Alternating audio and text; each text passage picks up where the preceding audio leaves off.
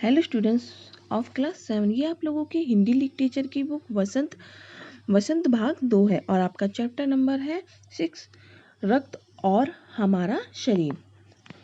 दिव्या अनिल की छोटी बहन है। यो तो वह शुरू से ही कमजोर है, लेकिन इधर कुछ दिनों से उसे हर समय थकान महसूस होती रहती है। मन किसी काम में नहीं लगता। भूख भी पहले से कम हो गई है। अस्पताल में उसे डॉक्टर ने देखा तो कहा, लगता है दिव्या के शरीर में रक्त की कमी हो गई, यानी कि खून की कमी हो गई।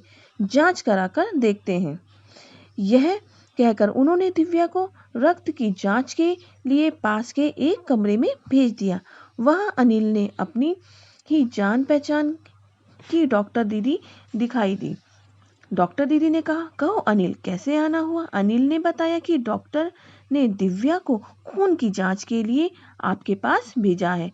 इतना सुनते ही डॉक्टर दीदी ने दिव्या की उंगली से रक्त की कुछ बूंदें एक छोटी सी शीशी में डाल दी और स्लाइड पर लगा दी। स्लाइड किसे कहते हैं? खून की जांच करने की कांच की पट्टी होती है।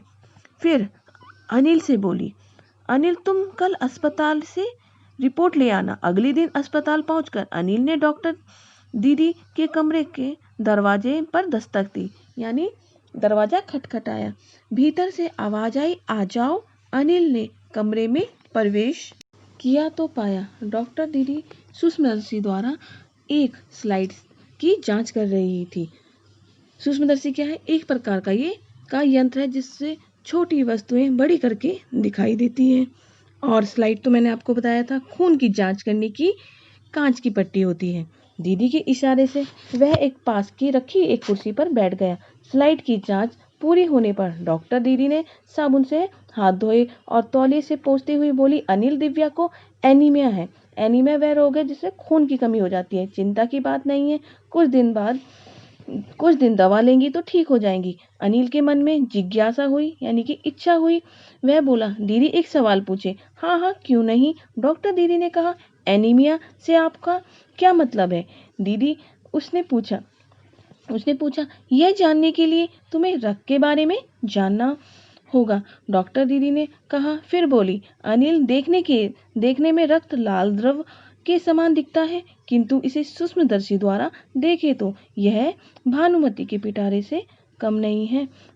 मोटे तौर पर इसके दो भाग होते हैं। एक भाग वह जो तरल है, जिसे हम प्लाज्मा कहते हैं। प्लाज्मा क्या है? शरीर में रक्त का तरल भाग जिसमें रक्त कोशिकाएं तैरती हैं।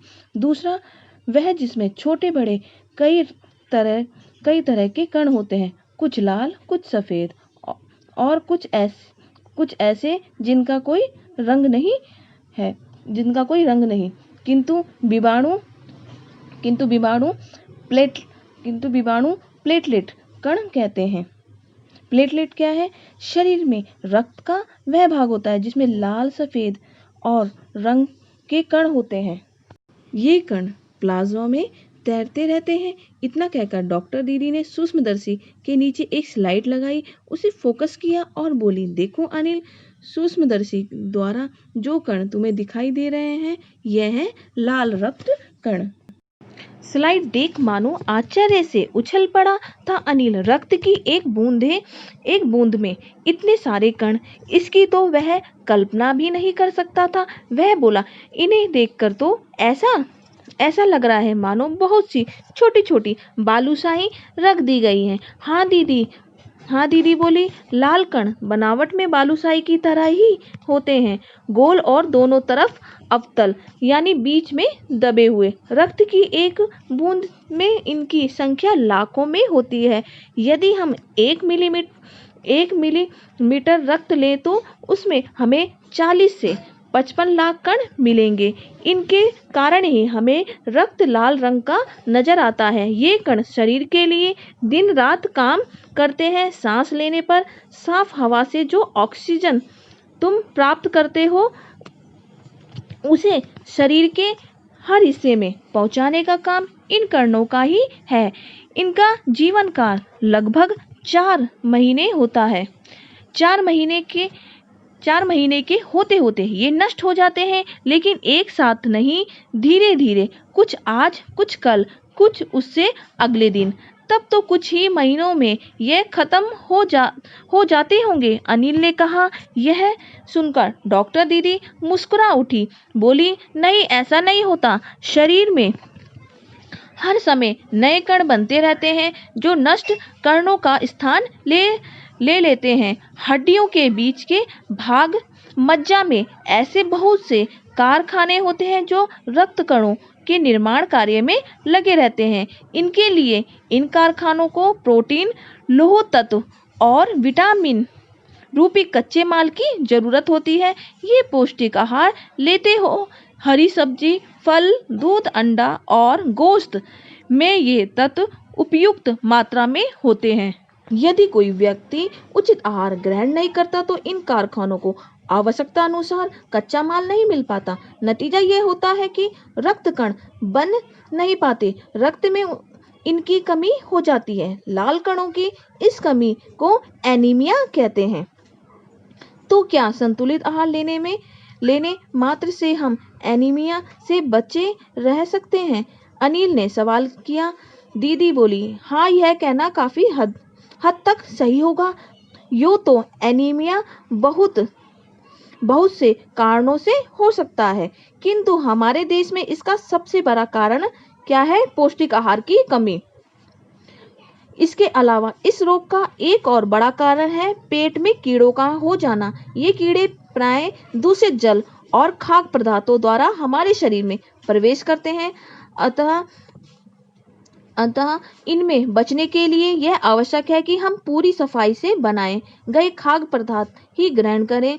भोजन करने से पूर्व अच्छी तरह हाथ धो लें और साफ पानी ही पिएं। और हाँ अनिल, एक किस्म के कीड़े भी हैं जिनके अंडे जमीन की ऊपरी सतह में पाए जाते हैं। इन अंडों से उत्पन्न हुए लार्वे त्वचा के रास्ते शरीर में प्रवेश कर आंतों में अपना घर बना लेते हैं। इनसे बचने का सहज उपाय है कि शौच के लिए हम शौचालय का ही प्रयोग करें और इधर उधर नंगे पैर ना घूमें।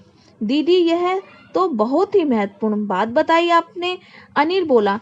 वह पल भर सोच में डूब रहा, फिर बोला, आपने बताया था कि रक्त में सफेद कण और विषाणु प्लेटलेट्स कण भी होते हैं, शरीर में उनका क्या काम है? दीदी बोली, सफेद कण वास्तव में हमारे शरीर के लिए वीर सिपाही हैं। जब रोगाणु शरीर पर धावा बोलने की कोशिश करते हैं तो सफेद कण उनसे डटकर मुकाबला करते हैं और जहां तक संभव हो पाता है रोगाणुओं को भीतर घर नहीं करने देते, यानी कि शरीर के अंदर प्रवेश करने नहीं देते, यानी कि घर नहीं बनाने देते। बस संक्षेप में यो मान लो कि वह बहुत से रोगों से हमारी रक्षा करते हैं। और विषाणुओं का काम है चोट लगने पर रक्त जमाव क्रिया में मदद करना। रक्त के तरल भाग प्लाज्मा में एक विशेष किस्म की प्रोटीन होती है जो रक्त वाहिका की कटी फटी दीवार में मकड़ी के जाले के समान जाला बुन देती है। विषाणु इस जाले में चिपक जाते हैं और इस तरह दीवार में आई दरार भर जाती है, जिससे रक्त बाहर निकलना बंद हो जाता है।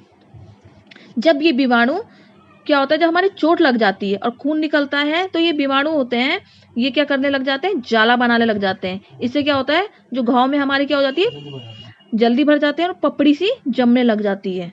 अनिल बोला, दीदी लेकिन घाव गहरा हो तो तब तो खून बहता ही चला जाता है। हाँ, ऐसे समय में उस व्यक्ति को जल्दी से डॉक्टर के पास ले जाना चाहिए। जरूरत समझने पर ऐसी स्थिति से निपटने के लिए कुछ टाँके भी लगाने पड़ जा सकते हैं, किंतु डॉक्टर के पास पहुंचने तक के समय में चोट के स्थान पर कसकर एक साफ कपड़ा क्या करना चाहिए, बांध देना चाहिए, ताकि हमारा खून ज्यादा ना बहे।